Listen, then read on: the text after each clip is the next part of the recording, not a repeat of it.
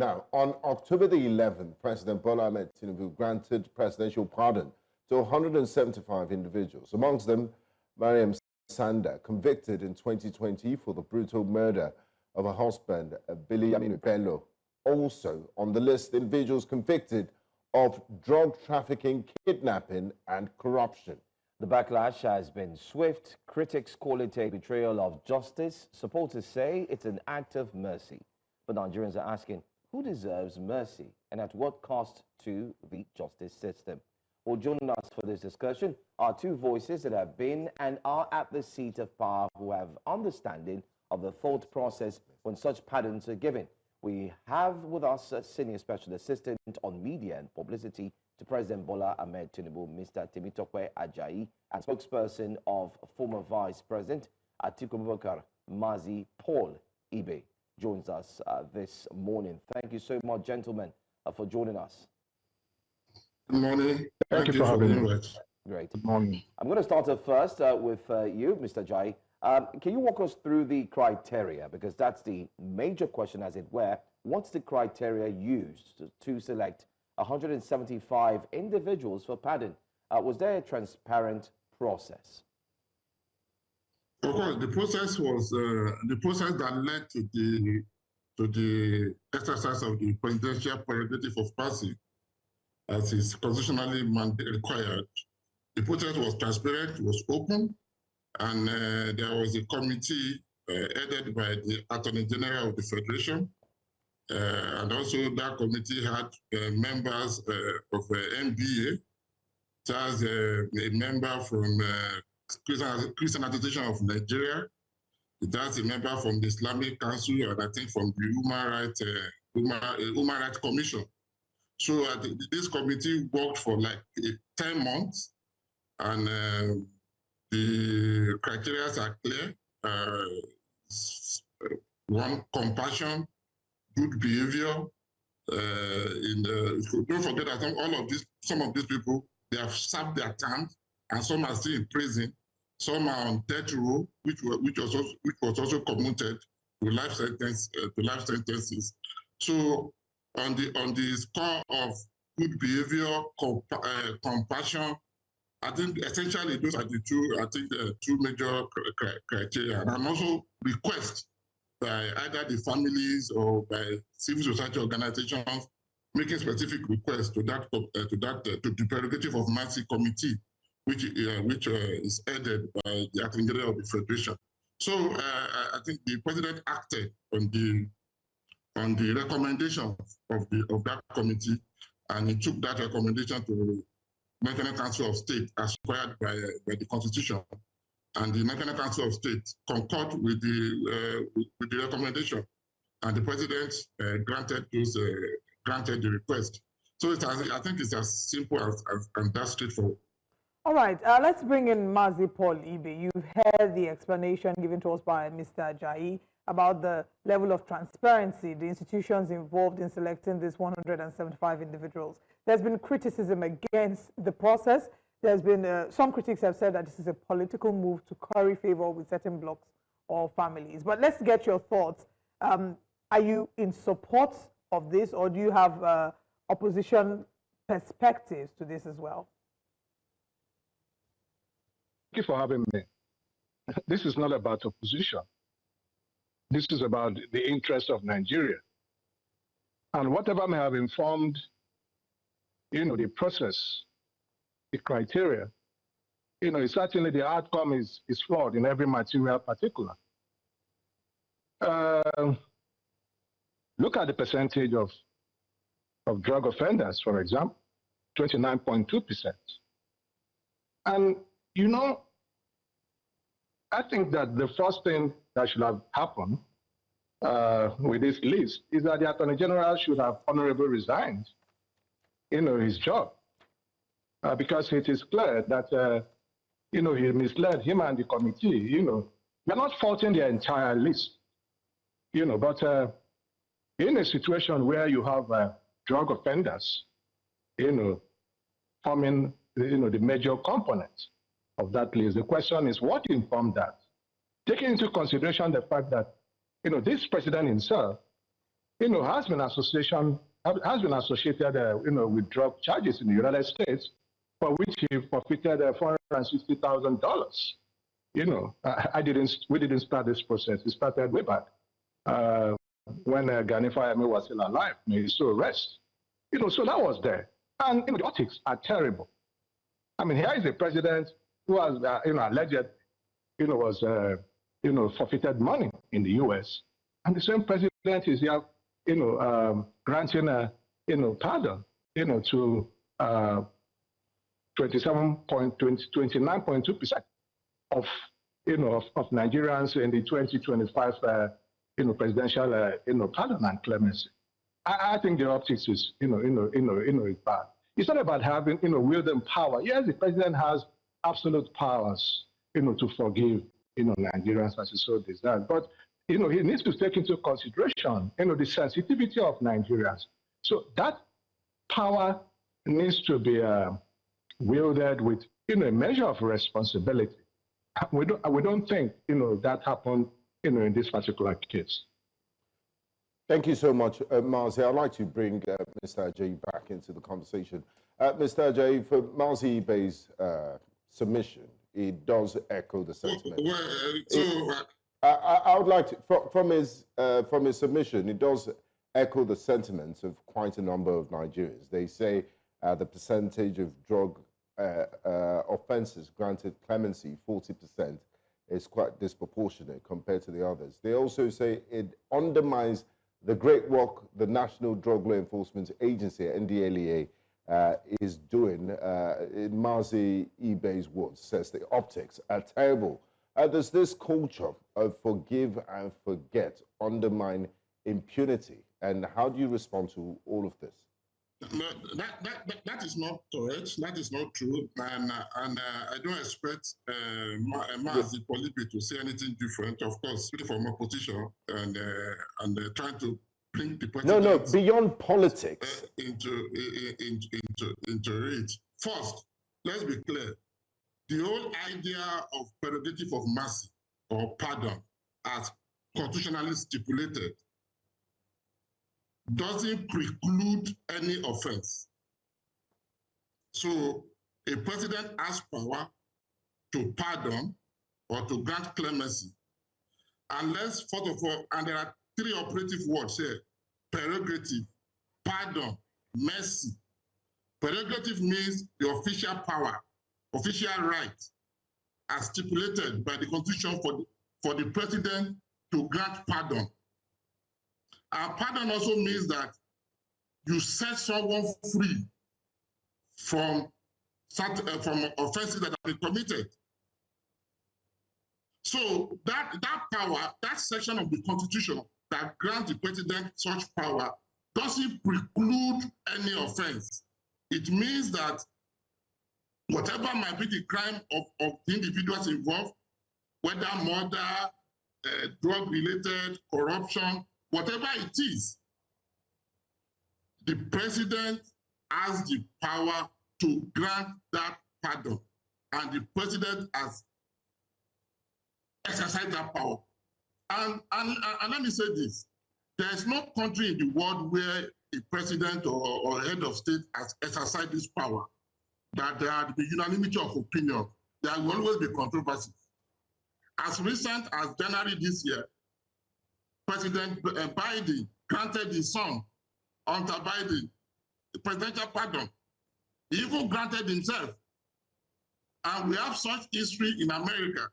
Former President Clinton granted his own younger brother, Roger Clinton, pardon for drug-related offenses. President Gerald Ford granted President Richard Nixon of the famous Watergate scandal, granted him, those are corruption related, granted him pardon. So trying to make an issue about those who were convicted for drug offenses doesn't really hold water. Because in order, as long as the constitutional provision doesn't preclude any offense. So I think the point is there will never be that unanimity of opinion on whatever a government does. Government policies, government actions, government program, anywhere in the world, we always elicit different reaction from different people. There will be those against, there will be those in support. So what you will expect from opposition elements like Mr. Paul Ibe, of course, who is speaking for former Vice President, I'm sure if you read if you were on social media yesterday evening, you saw the tweet by the former Vice President Atiku Abubakar. Of course, his spokesman is on television this morning to have the same argument. But the point is, opposition will always speak for, will always be opposition. But beyond the politics, Mr. Ajayi, beyond the politics, for example, let's take a look at the great work NDLEA has been doing in the past few years. And when you find that a disproportionate number of drug-related offenders have been pardoned, it does something to undermine the morale of the NDLEA and also the optics. What message is the presidency trying to send to Nigerians? That's the question they are asking. Hold on. Listen to me. The work of NDA is not undermined in any shape or form. Every day, NDLA is arresting people or prosecuting people for one offense or the other that are that is drug related. The fact that certain people were pardoned, and like I said, some of these beneficiaries were recommended. Some of them were actually recommended by the prison authority on the basis of good behavior. So the fact that the fact is President Tinubu doesn't know any of them. So a recommendation was made to him, the Council of State, it was approved, and pardon was granted. So that does not mean that tomorrow, if anyone goes to go and commit a drug offense, that the system or the NDLA will not prosecute or jail the fellow. But under this circumstance, people have been pardoned for offense they have committed, for which they have been convicted, and for which they have actually served the term. Some have served the term, some are still in prison. What I'm saying is, I'm making the point that some have served the term. I'm very deliberate in my choice of word. Some have served the term. Some are still in prison. They have probably spent 5, 10 years, 15 years, 20 years in prison. So it's not that they were given a part at the back. So they have actually been punished for the offense. So granting them pardon now hasn't removed the fact that they committed this offense and they have been the system has sanctioned them, they have been prosecuted. And like I told you, the recommendation for some of these people actually came from the prison authority on account of good behavior. Some of them have medical issues, some of them are very sick. So they were recommended to be pardoned. So there's nothing wrong in showing mercy. And as a matter of personal conviction, I believe in second chances. All of us have a right to second chances.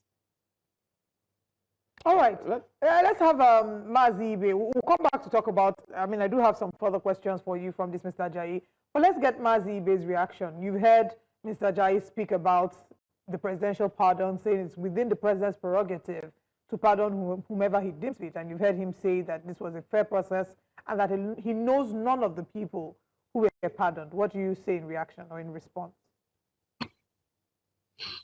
Yes, thank you. We agree that it is within the purview of the president's power, to pardon. The point we're making, and we need to underscore that, is that the president needs to exercise those powers responsibly. And he needs to balance, he needs to take into consideration, the sensitivity, of Nigerians. For example, the lady in Abuja, I think Mrs. Aliru, who murdered, the husband.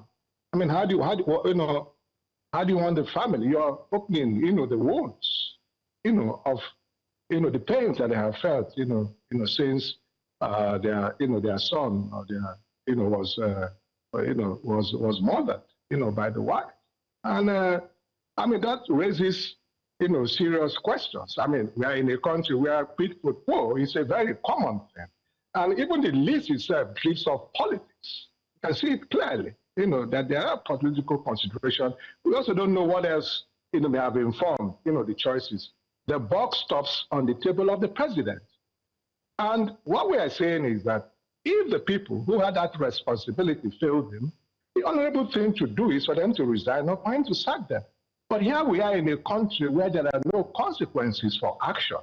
And so when you enable, when by these, pardons and these, acts of clemency, nobody is saying that people should not be given a second chance. But the rule of law is foundational for any society to move forward.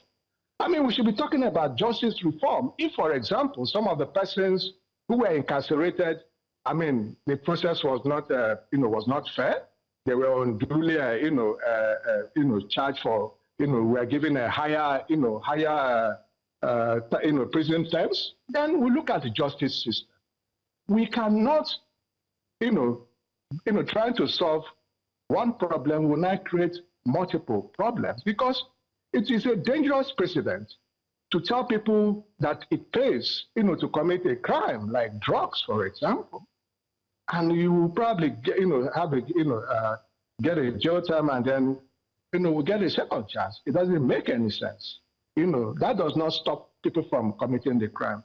Lots of people will take, into it, considering the fact that even as we speak, the crimes of, drug-related crimes are on the increase. Yes, the NDLE is doing a fantastic job, but government also can help them to even do better, and not by, telling people to go and sin no more, and, thereby you are enabling, crime. You are telling people, that it is cool for them to go, and commit drug-related or, offenses, and down the line, they will get pardon or get clemency, from the president. So, like I said, it's not about, position or being a position. Yes, I'm a Nigerian citizen, irrespective of the fact that I speak for, former Vice President Atiku Abubakar. But on this matter, my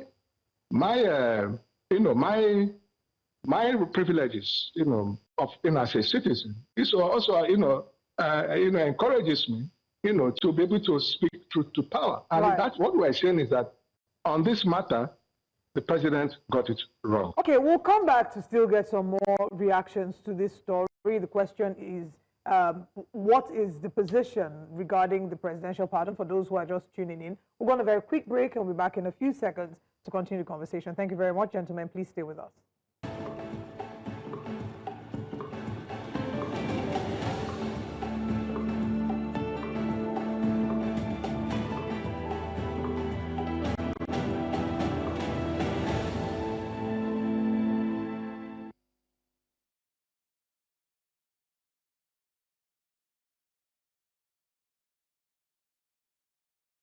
Welcome back to the conversation, gentlemen. We're still speaking with Mr. Temitope Ajayi, who is Senior Special Assistant on Media and Publicity to President Bola Ahmed Tinubu, and Mazi Paul Ibe, who is spokesperson to former Vice President Atiku Abubakar. And we're still x-raying the presidential pardon that President Bola Ahmed Tinubu granted to a number of Nigerians who have been in prison, some having served their sentence or serving their sentence. Mazi, no, I'll come to Mr. Ajayi. I want to also touch on some of the people who were listed there, people who maybe have passed, the likes of Herbert Macaulay, the likes of Ken Saro-Wiwa. Some of the arguments that we've seen against these pardons would be that it's in some measure admitting guilt, and that in the case of the Ogoni 9, for example, there was an unjust killing of these ones. So that maybe what should have been said was a complete exoneration as opposed to a pardon, which in some measure admits guilt, as there wasn't a guilt. It's not a situation of them being, quote unquote, guilty. How do you respond to that? And this is to Mr. Ajayi.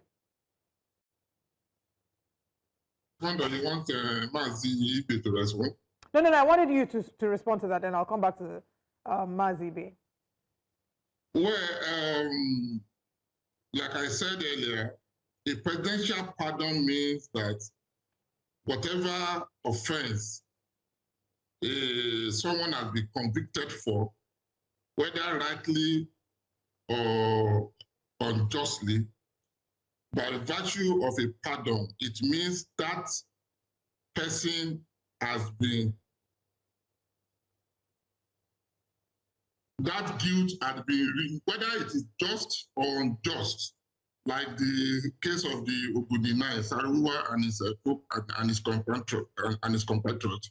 It means that once there is a pardon, it means that they have been relieved of anybody. So it means that offense that they were, for which they were convicted and murdered for, had been totally removed. So whether you call it exoneration or pardon, it's a matter of semantics. It's the same thing. It means that that offense never happened as far as the law is concerned. So don't forget that there are some people, when they are convicted, if they are politically exposed person, they will say, by law, if you are convicted of any crime, you cannot run for any office again, either in Nigeria and in some other countries, for example. But once you have a pardon, it means your slate is clean. It's wiped off clean. So you are like you are reformatted. You are made whole. So you can live your life fully and afresh again, hoping that you won't go back to that sin you committed before. That is if you were not unjustly convicted or incarcerated. Even if you actually deserve the offense for which you were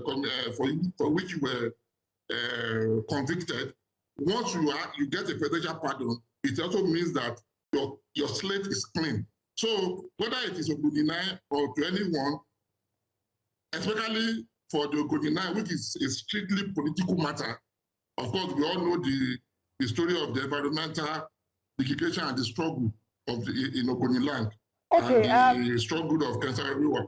All right. So their own was political. So whether you call it pardon and exoneration, it's a matter of semantics. Okay, I'm going to maybe bring in Mazi. And why I'm asking this question, why I think it's important for us to have this conversation, is because if the federal government saw it as very important to, change the course of history regarding people who have passed, the argument would be maybe go about it the right way. You go to Japan, for example, the comfort women who were forced into sexual slavery during the Second World War. First of all, the government argued for the longest time that it wasn't true. They denied this. After a while, there was an official apology. So if we're trying to right some wrongs that were done in the past by saying we're giving them a clean slate, shouldn't that maybe come with the government saying this is wrongful, and we apologize on behalf of the government? Because they have family members, they have children, grandchildren, who still live with the repercussion or the implication of what happened to these people. But Mazi Paul Ibe, let's get your thoughts on this as well. Or do you think it's a non-issue? Well, let me speak, related to that. I don't want to be dragged, because, like I said that the pardon, was dripping with, politics, But let's look at, the president, as the father, and the whole rest of us as the, members of, that family and children.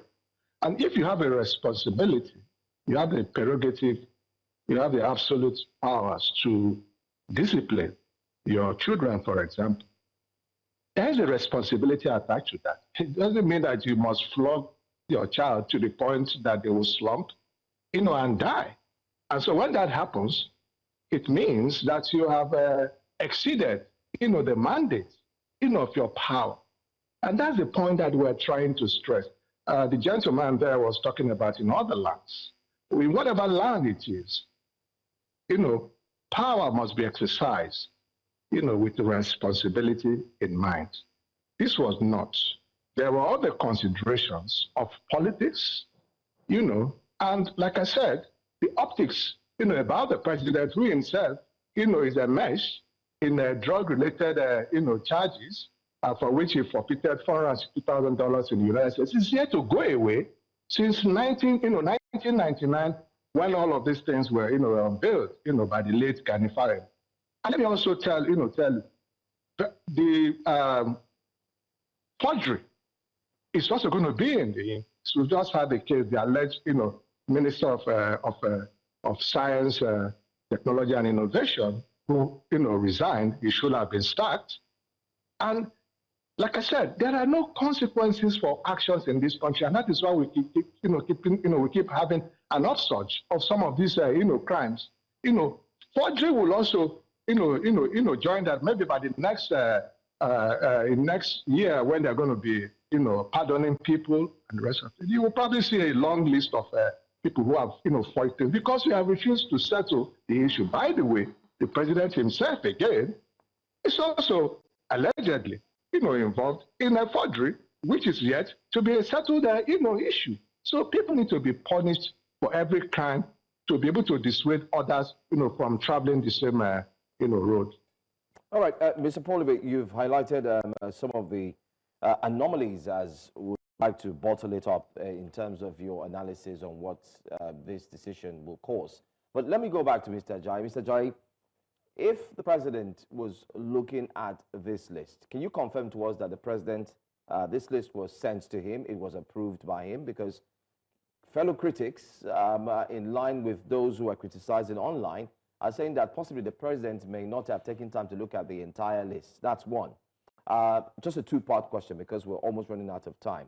My second question is, how is it that a name that has been so touted wasn't added to the list, Nnamdi Kanu? Or doesn't he deserve pardon as well? That's another question we'd like you to answer. Okay, first, before I respond to your question, I think it's important to respond to the first claim by Mr. Ibe. The president never faced any charges of drug-related matter anywhere in the world, whether in US or Russia or Nigeria or any country, anywhere in the world. The president never faced any drug charges anywhere in the world. So I think it's important to establish that fact. And on the issue of whether the president saw the list, don't forget that the president is the chairman of the Council of State. He convened the meeting. He's the one with the convening power to convene the Council of State meeting. And it was an agenda. So how do you expect that somebody who convened a meeting, who presided over a meeting, and made the presentation and presented a memo and set the agenda of a meeting that he presided over? Why will you even consider that you wouldn't have seen the list? I think that is a bit preposterous for you to even suggest that the president didn't see the list. For me, that doesn't make sense. It's like somebody saying you presided over a meeting where you presented a memo and you led the discussion, so you didn't see what you presented at that meeting. I think, please, I think there are other questions that shouldn't be asked. Mr. Ajayi, that question is asked, Mr. Ajayi, because you also said something here. You said some of the people that were pardoned had already served 10 years. But on the list, some people served only 3 years. I don't know if you saw it too. But that is what I said is relevant to the question you asked. Yes, because that question you asked doesn't make sense. I don't think you need to get agitated over it, because my question is presumed based on your statements that social persons have served a certain amount of years. The question you asked doesn't make sense. Okay, it's like somebody saying you are reading a piece of story at your news bulletin and you have never read it before you came on here. I would prove to that person that Mr. Ajayi, it's a question. It's a question, and you have the right to either answer. Good. So you've answered. Now, question doesn't make sense. Mr. Ajayi, Mr. Ajayi, you don't need to get agitated over it. Just relax. We're here together. That's a question you shouldn't come on here to come and ask.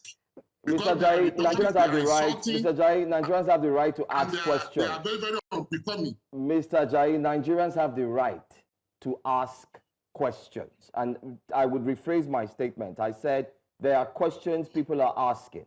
And part of that question was, are you sure the president had seen this? It's only right for you to clear we it can make here on assumptions, national yes. TV that, yes, the president had seen it, he went through it. No need to get angry over it, Mr. Ajayi. It's a question, not by me, but of course by a concession, very Nigerians as a whole, some of them. You have a cross-section of Nigerians who would ask questions. You are not here, it's not your job to come and parody on a phone question on here. It's my job to ask questions. Gentlemen, just to, Mr. Ajayi, I would like to continue with the conversation.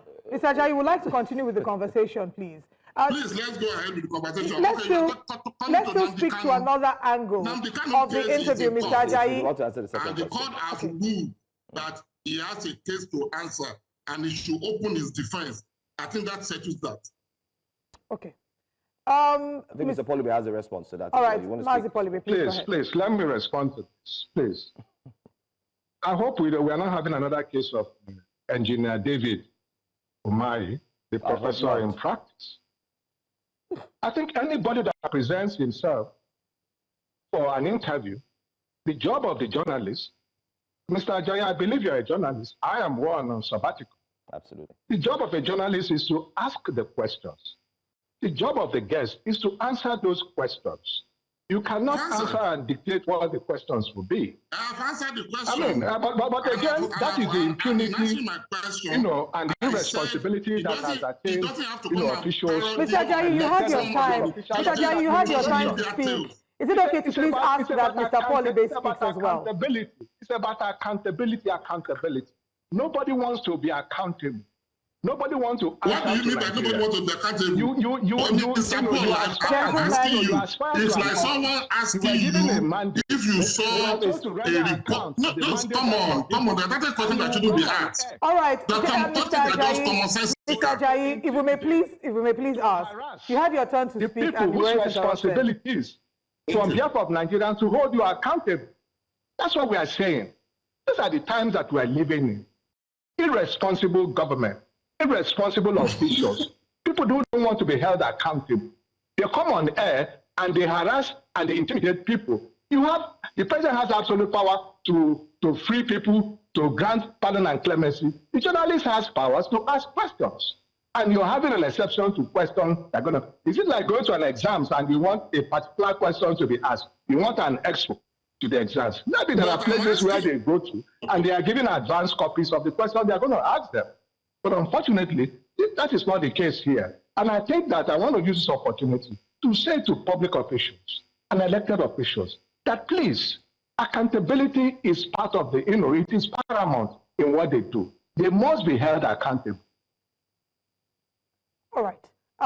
Gentlemen, it's been quite a heated conversation.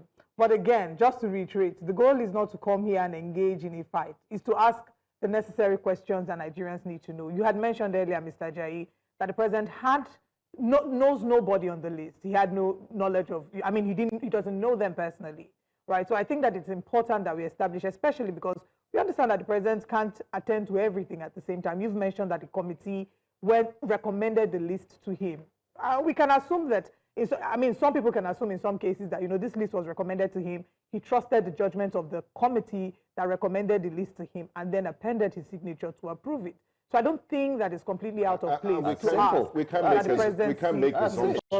I'm sure even Mr. Ajayi in his office, there are certain things he can't handle, but he has a team he trusts. So when they look at it, he says, did he do A and B? It's fine. You know what? I trust you guys. Let's go. Absolutely. So it's only right that Nigerians just ask, please, because some Nigerians are feeling different about it and say, are you sure? They just need some form of assurance that, oh, yes, he did. And that's all. Right. But let's move the conversation and get your response, Mr. Ajayi, to those who think that this is a political strategy. 2027 is around the corner. There have been, again, those who think that this action might be an undercover political strategy that may be aimed at currying favors from certain quarters or just basically positioning the president in a certain light ahead of the elections. What's your response to that? Political advantage will the president derive from that list? Please, is there anyone on that list that is a political rainmaker or who can make the president win an election or lose an election? I think we shouldn't reduce everything to politics or to politicking. the list was approved, recommended, and presented to Council of State. Don't forget that the Council of State has all 36 state governors as members, retired Chief Justice of Nigeria as member, former head of state or president as members, and the Speaker and the Speaker of the House of Representatives and Senate President as members. So it's not. So this list came to the council, thoroughly debated and considered before it was approved. And we still have benefit of 3 former Chief Justices of Nigeria that are still alive, who are still members of Council of State, who made contribution. So if they saw anything untoward about the list, I'm sure they would have advised the president. Don't forget that, again, the Council of State is an advisory body, though a constitutionally created organ of government.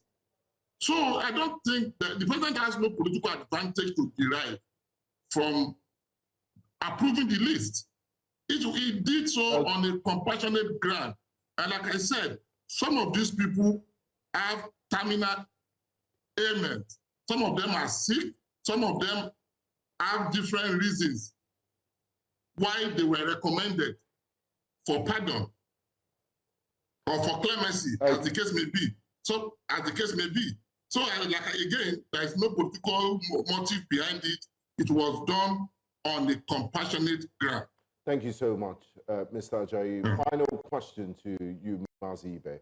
We've had quite an interesting conversation here, this morning on this subject. Now, from your vantage point, Mr. Ajayi says there's a committee, it's not absolute power to the president, it's not to just grant this prerogative of mercy. From your vantage point, how can we reform the pardon process to ensure it serves justice and rehabilitation and not just privilege or political expediency? Well, the buck stops on the table of the president, not on the Council of State. So the president, takes both the credit and the debit. The committee did not do a good job. And that's why we're trying to insulate the president. But somebody must take responsibility. Because clearly, like I said, we're not faulting the entire list. But some of the lists, maybe they need to have a review of this list. And possibly pardon some of the persons that have been pardoned.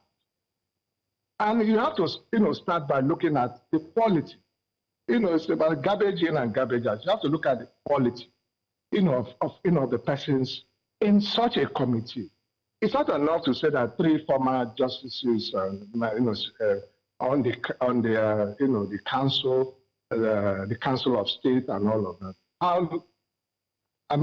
At most, possibly, maybe that meeting took place maybe within 3 hours. Is 3 hours enough for them to review, to subject it to distillation, the kind of analysis that we have, that we have done. We have come to look at it. The percentage, did they know? Were they given information about the percentage of drug offenders, to illegal, minors, which is also another, issue that I didn't even, bother to talk about because I don't even understand, why illegal, minors should be number 2, after, drug, dealers. In all, we must never, the president must never take any action that seeks to enable, criminality. What will be recommended? Well, more importantly, it's not even a pardon. It's about justice.